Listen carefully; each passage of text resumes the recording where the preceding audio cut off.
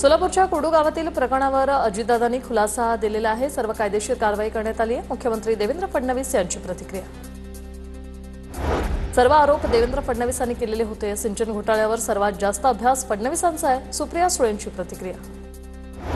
चितळे समितीने अहवालात योग्य पद्धतीने बाबी मांडल्या नाहीत। सरकारनेही चितळे समितीने मांडलेल्या बाबी लपवल्या। सिंचन घोटाळ्यावरून तत्कालीन मुख्य अभियंता विजय पांढरेंचा आरोप।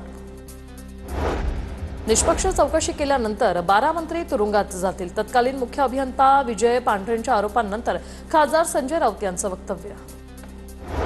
काँग्रेस नेते वडेट्टीवार आणि बाळासाहेब थोरातांनी मुख्यमंत्र्यांची भेट घेतली। काल काँग्रेस नेत्यांनी उद्धव ठाकरेंची भेट घेतली आणि त्यानंतर आज विरोधी पक्षनेते पदासाठी मंत्रालयात जाऊन फडणवीसांची भेट घेतली।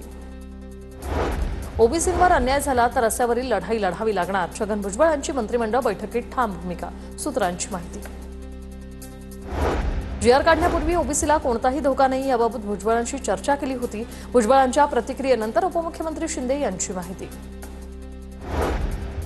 संजय राऊत काय धमाका करणार? दसरा मेळाव्यानंतर आम्हीच धमाका करणार।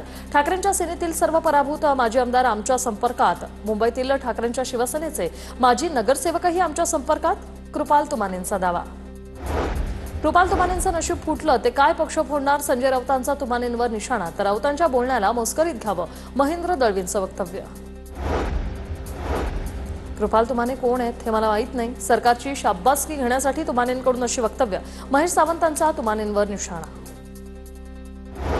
रोहित पवारांना लुकआउट नोटीस पाठवणार। मानहानीचा खटला दाखल करणार। बिवलकर कुटुंबियांची भूमिका।